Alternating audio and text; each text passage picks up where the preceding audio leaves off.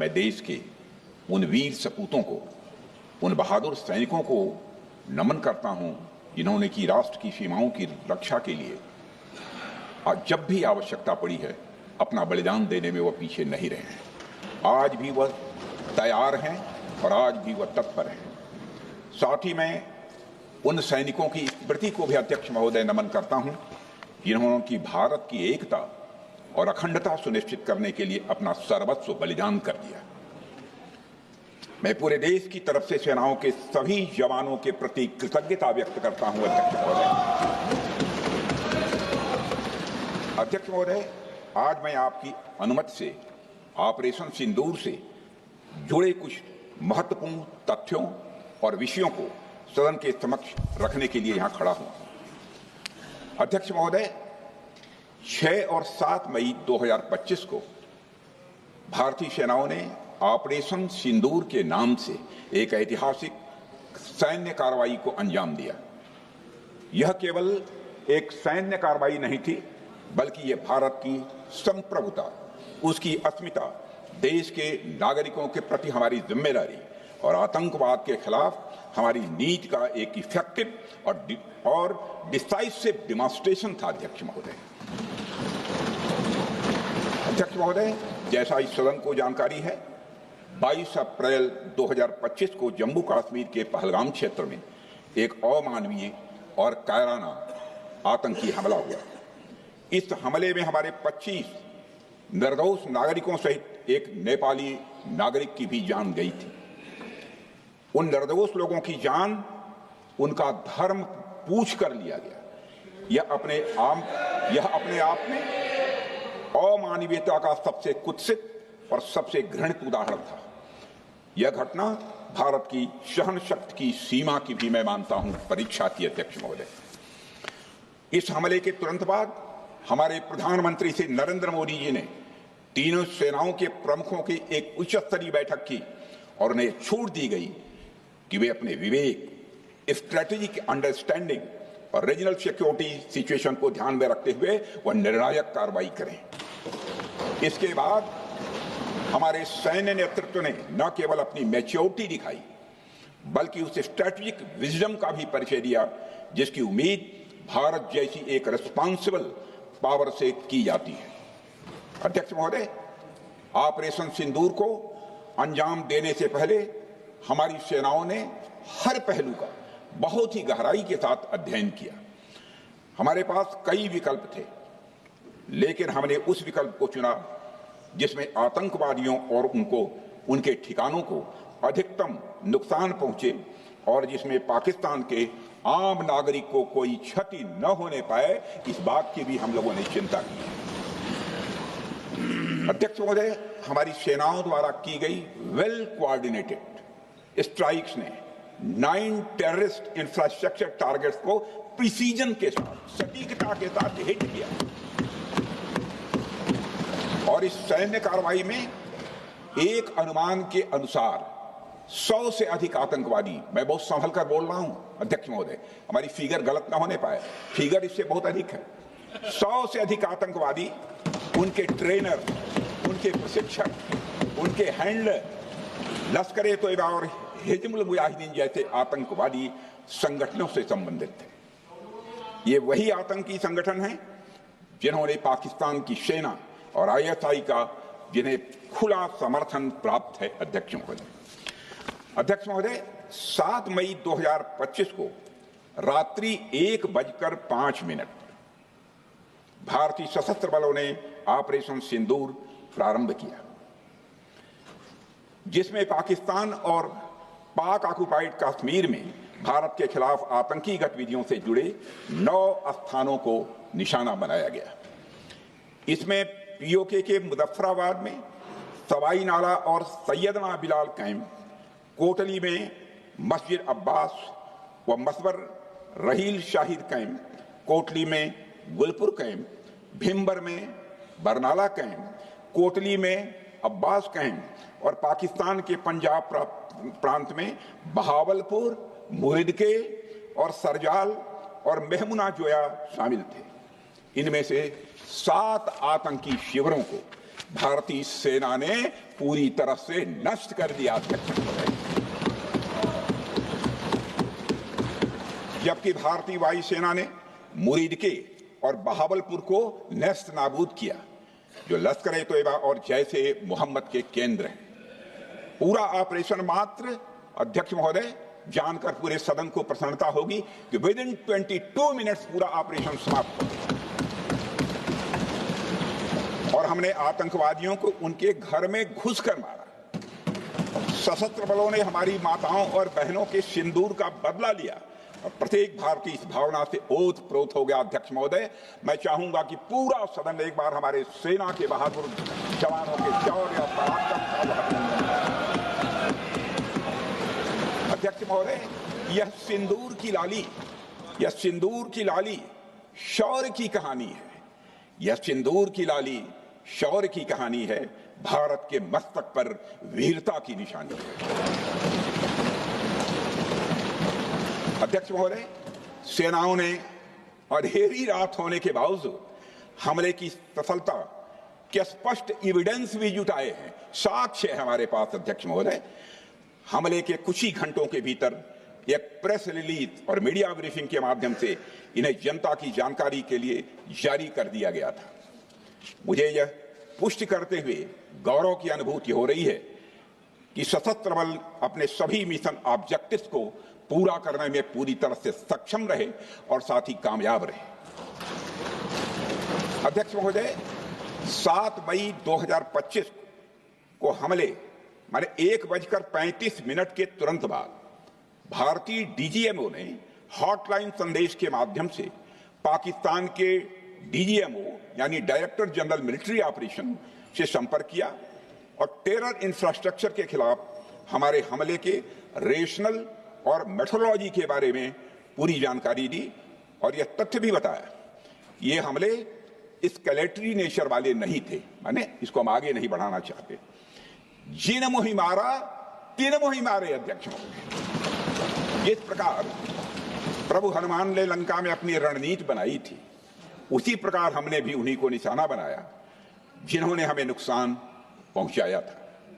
हालांकि पाकिस्तान ने इस रेशनल को समझने से इनकार कर दिया और अगले कुछ दिनों तक सिविलियन और सैन्य ठिकानों पर गोलीबारी करके बड़े पैमाने पर सीज फायर वायलेशन करके स्थिति को एस्केलेट करने की उसने कोशिश की। अध्यक्ष महोदय, 7-8 मई 2025 की रात को क्लियरली आइडेंटिफाइड आतंकवाद संबंधी ठिकानों पर हमारे सफल ऑपरेशन के बाद, सफल हमले के बाद पाकिस्तान ने स्थिति को एस्केलेट कर दिया और अनमैन्ड एरियल सिस्टम और अन्य साधनों का उपयोग करके भारतीय वायुसेना के बेसेस, भारतीय वायुसेना के सेंसर्स और सेना के फॉर्मेशन हेडक्वार्टर से लेकर ब्रिगेडों तक पर भी उसने हमला कर दिया। हालांकि हमारी इंटीग्रेटेड एयर डिफेंस ग्रिड और काउंटर यूएस ग्रिड ने इन हमलों को सफलतापूर्वक विफल कर दिया। अध्यक्ष महोदय, यस 400 यमारसैन आकाश मिसाइल सिस्टम और एयर डिफेंस गन्स बहुत प्रभावी साबित हुई हैं। अध्यक्ष महोदय, इस एस्केलेशन पर हमारा जवाबी हमला स्विफ्ट,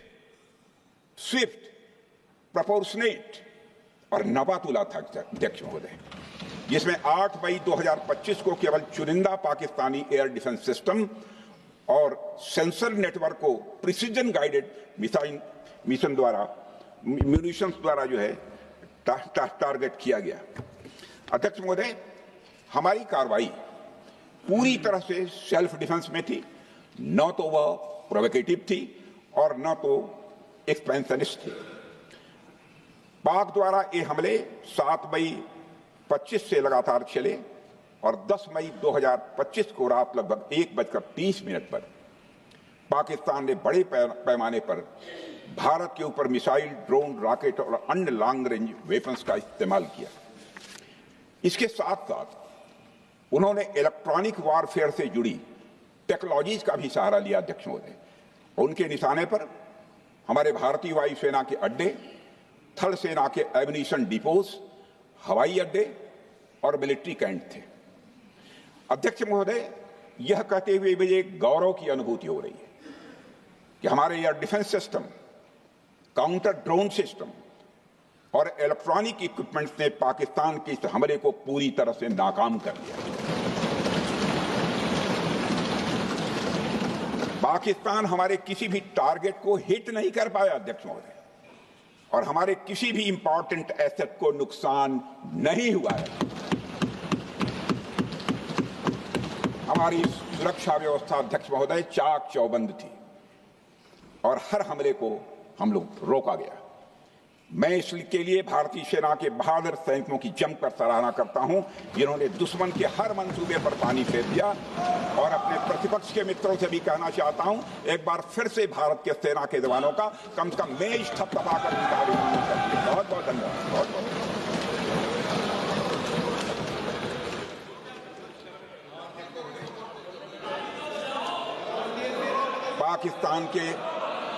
पाकिस्तान के इस हमले के जवाब में हमारी कार्रवाई साहसिक थी, ठोस थी और प्रभावी थी।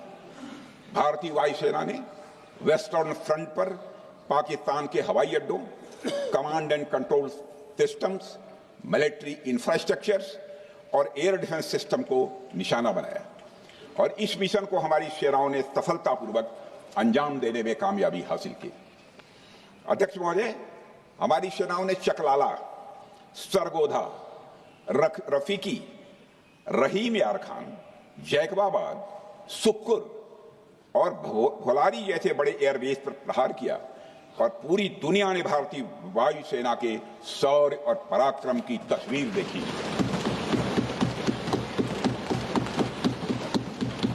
अध्यक्ष महोदय, ऑपरेशन सिंदूर ट्राई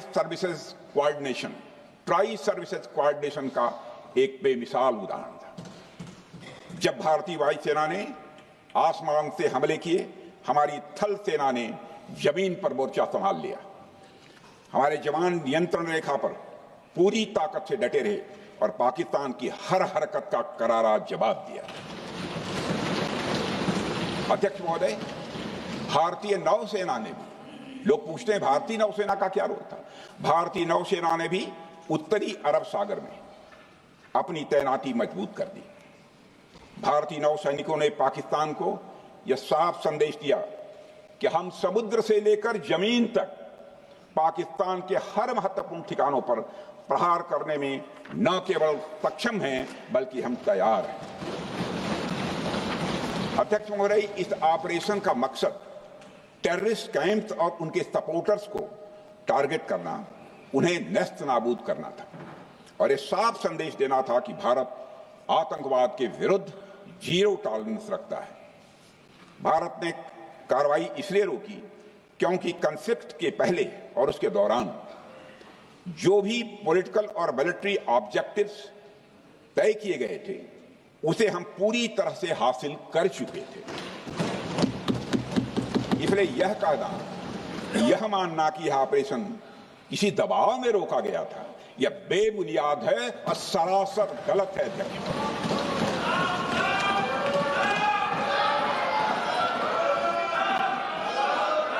मैं सदन को फिर से आश्वस्त करना चाहता हूं, अपने राजनीतिक जीवन में अध्यक्ष महोदय, मैं आपके माध्यम से सदन को आश्वस्त करना चाहता हूं, अपने राजनीतिक जीवन में जानबूझकर कभी भी असत्य न बोलूं, इसकी भरपूर कोशिश की है मैंने, चाहे सदन हो अथवा सदन के बाहर। अध्यक्ष महोदय, मैं आपके माध्यम से सदन को यह भी अवगत कराना चाहता हूं,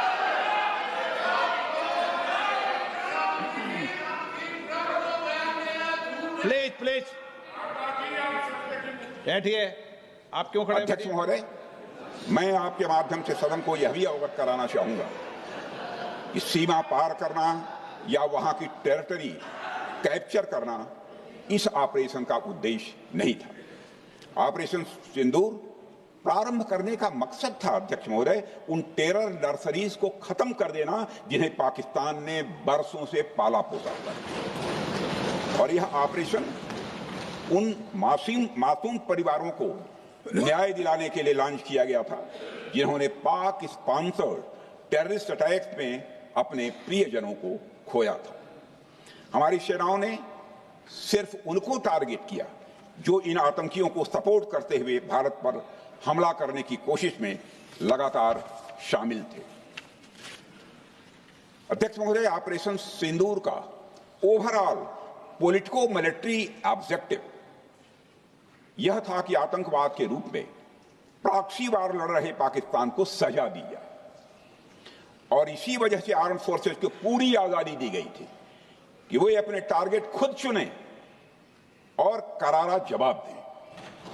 और इस ऑपरेशन का उद्देश्य कोई भी युद्ध छेड़ना नहीं था, बल्कि फोर्स के डिमॉन्स्ट्रेटिव यूज से एडवर्सरी को झुकने के लिए मजबूर करना था। 10 मई की सुबह जब भारतीय वायुसेना ने पाकिस्तान की मल्टीपल एयरफील्ड पर करारा प्रहार किया तो पाकिस्तान ने हार मान ली है अध्यक्ष महोदय, और हॉस्टिलिटी रोकने की कोशिश की। अब रोक दीजिए महाराज। उन्होंने एक कोशिश की, हमारे डीएमओ से बात की, महाराज अब रोक दीजिए, बहुत हो गया। यह पेशकश इस कैबिनेट के साथ स्वीकार की गई थी। उन्हें रुकिए तो रुकिए, बता दो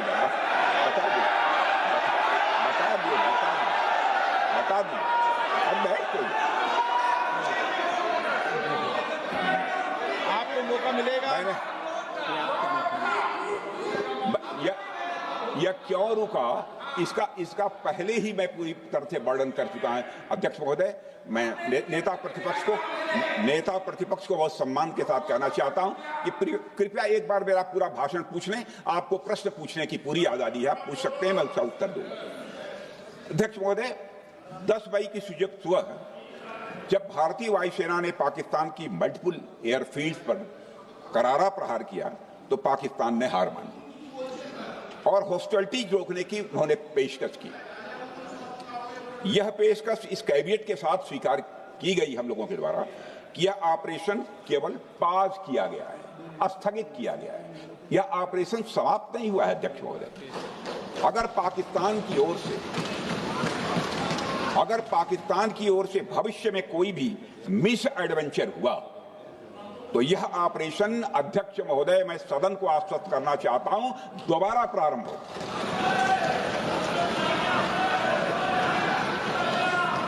अध्यक्ष महोदय, भारतीय वायुसेना के जबरदस्त हमलों, नियंत्रण रेखा पर थल सेना की मजबूत जवाबी कार्रवाई और नौसेना के हमलों के डर ने पाकिस्तान को झुकने के लिए मजबूर कर दिया अध्यक्ष महोदय।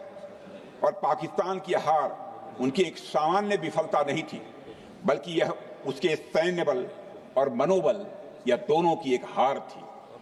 10 मई को पाकिस्तान के डीजीएमओ ने भारत के डीजीएमओ से संपर्क किया और सैन्य कार्रवाइयों को रोकने की अपील की।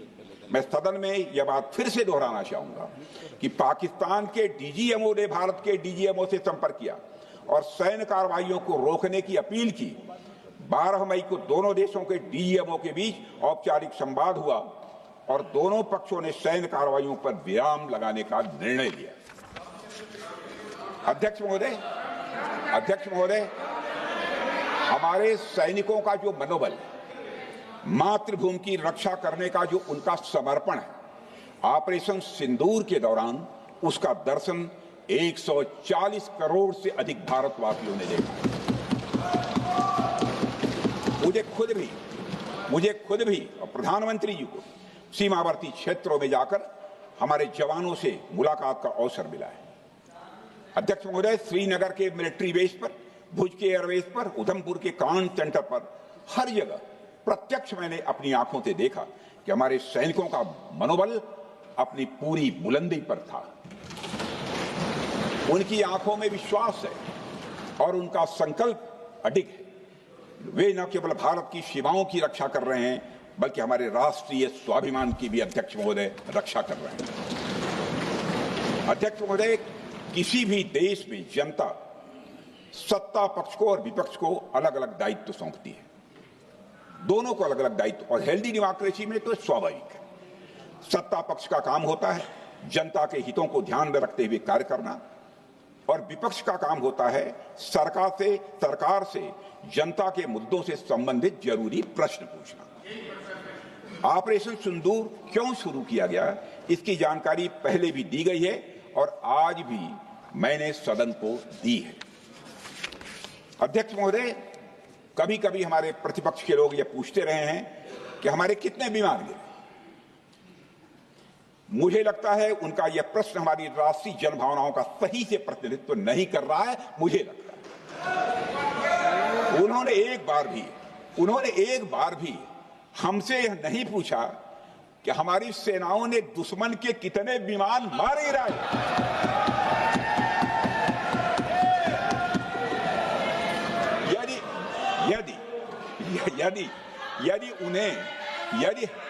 यदि उन्हें प्रश्न पूछना ही है अध्यक्ष महोदय, तो उनका प्रश्न यह होना चाहिए, क्या भारत ने आतंकवादी ठिकानों को तबाह किया?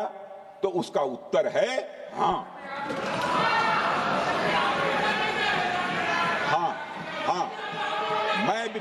मैं विपक्ष के सम्मानित साथियों से कहना चाहता हूं कि आपको प्रश्न पूछना है तो यह प्रश्न पूछिए, क्या ऑपरेशन सिंदूर सफल रहा? तो उसका उत्तर है हाँ।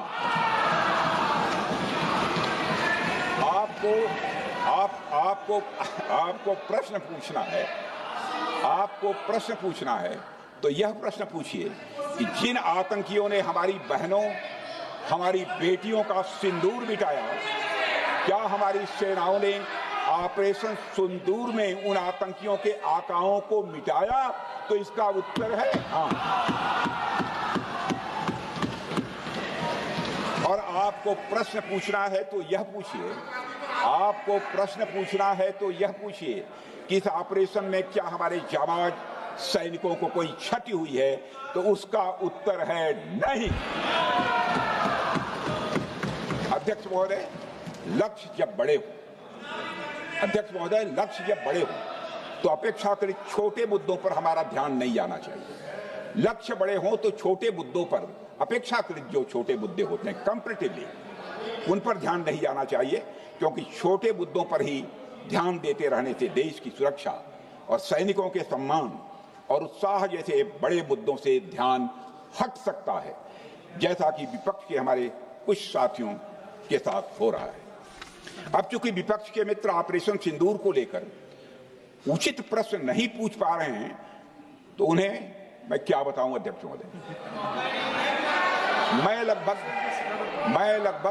4 डिकेड से अधिक समय से राजनीति में, सत्ता पक्ष हो या विपक्ष हो, अपनी पार्टी हो या दूसरी पार्टी हो, कभी भी किसी के साथ दलगत राजनीति को मैंने शत्रुतापूर्ण तरीके से जिंदगी में नहीं देखा है मैंने अध्यक्ष महोदय। इसलिए आज अगर विपक्ष प्रश्न पूछने में असफल है, मैं विपक्ष को उनके इस काम में थोड़ी सी मदद करना चाहता हूं। अध्यक्ष महोदय, मैं विपक्ष के अपने सम्मानित साथियों से ये कहना चाहता हूं कि यदि आज हम लोग सत्ता पक्ष में हैं, तो ऐसा नहीं है कि हम हमेशा सत्ता पक्ष में ही रहेंगे। यह आवश्यक नहीं है, किसी के लिए आवश्यक नहीं। एक लंबा समय हमने विपक्ष का काम किया है, एक लंबा समय हमने सरकारों से सवाल पूछने में लगाया है। जनता ने जब हमें विपक्ष में रहने का दायित्व सौंपा था, तो हमने विपक्ष में रहकर विपक्ष की भूमिका को बड़े ही सकारात्मक तरीके से निभाया भी। अध्यक्ष महोदय, विपक्ष में रहकर हमने कैसे प्रश्न पूछे, इसके कुछ उदाहरण मैं यहां रखना चाहता हूं। 1962 में अध्यक्ष महोदय, चीन के साथ हुए युद्ध में जब दुखद परिणाम आया, तो हमने उस समय की सरकार से यह पूछे थे, लेकिन वह प्रश्न यह था कि हमारे देश की धरती पर दूसरे देश का कब्जा कैसे हुआ। हमने यह प्रश्न पूछा था कि हमारी सेना और हमारी जनता अपमानित क्यों हुई। हमने यह प्रश्न पूछा था कि बड़ी संख्या में हमारे सैनिक हताहत कैसे हुए। हमने यह प्रश्न नहीं पूछा कि हमारे टैंक, हमारी मशीनें, हमारी बंदूकें क्यों ध्वस्त हो गई। यह प्रश्न हम लोगों ने नहीं पूछा। मशीनों और तोपों की चिंता न करके अध्यक्ष महोदय, हमने देश की टेरिटरी की चिंता की, हमने देश के सैनिकों की। इसी तरह 71 के युद्ध में, 71 के युद्ध में, जब हमने पाकिस्तान को सबक सिखाया मैं उस समय की सरकार को मैं बधाई देना चाहता हूं। हमने अपने राजनीतिक और सैन्य नेतृत्व की प्रशंसा की। हमने ये नहीं देखा कि किस दल की सरकार है, किस विचारधारा की सरकार है, इसकी चिंता नहीं की कभी। हमारे नेता अटल बिहारी वाजपेयी ने संसद में खड़े होकर उस समय के नेतृत्व की प्रशंसा की थी। हमने इस बात की खुशी जाहिर कि हमने अपने शत्रु को सबक सिखाया। हमने उस दौरान यह प्रश्न नहीं पूछा कि सबक सिखाने के दौरान में भारत के कितने प्लेन्स गिरे, भारत के कितने इक्विपमेंट्स बर्बाद हुए। यह प्रश्न अध्यक्ष महोदय उस समय भी हम लोगों ने नहीं पूछा। अध्यक्ष महोदय, यदि मैं इसे और भी प्रैक्टिकल तरीके से समझाऊं तो किसी भी परीक्षा के परिणाम में रिजल्ट मैटर करता है। यदि किसी परीक्षा में कोई बच्चा अच्छे मार्क्स लेकर आ रहा है तो हमारे लिए उसके मार्क्स मैटर करने चाहिए। हमें इस बात का ध्यान नहीं रखना चाहिए कि एग्जाम के दौरान उसकी पेंसिल टूट गई थी या उसकी पेन खो गई।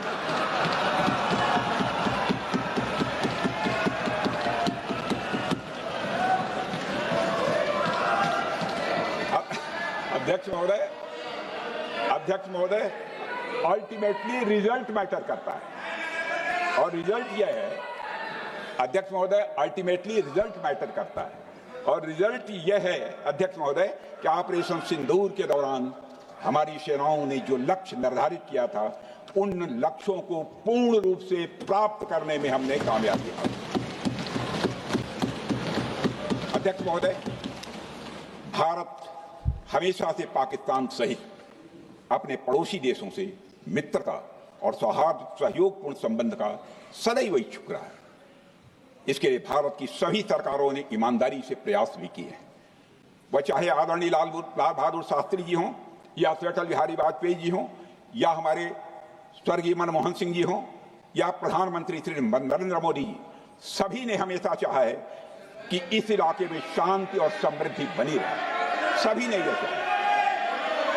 अध्यक्ष महोदय, यह बात हमारी सिविलाइजेशनल वैल्यूज के साथ मेल खाती है, इसलिए ऐसा हुआ। अध्यक्ष महोदय, पूरा विश्व जानता है कि पूर्व प्रधानमंत्री से अटल बिहारी वाजपेयी जी ने शांति का संदेश लेकर 1999 में लाहौर बस यात्रा की थी। वह सिर्फ एक यात्रा नहीं थी, वह यात्रा भारत की संस्कृति और शांति की प्रतीक थी। यह हमारे भारत की प्रकृति थी।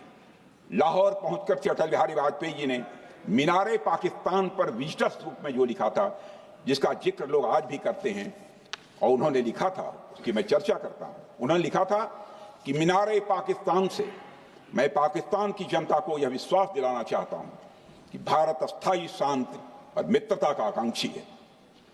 मैंने पहले भी कहा है और फिर भी कहता हूं, एक स्थिर और समृद्ध पाकिस्तान भारत के हित में है, इसमें कोई संदेह नहीं होना चाहिए। अध्यक्ष महोदय, यह हमारी सोच थी, यह हमारी शांति की पहल थी।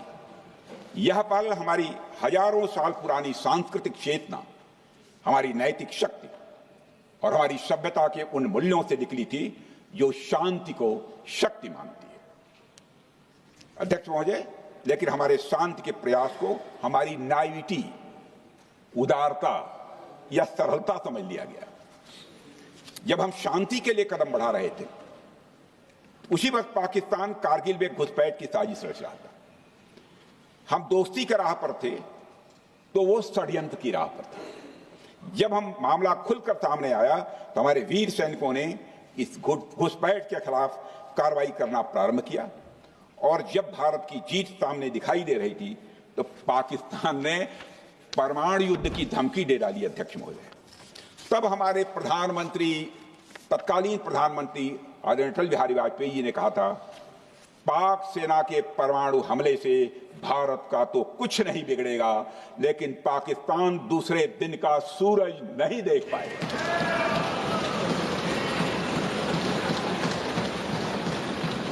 यानी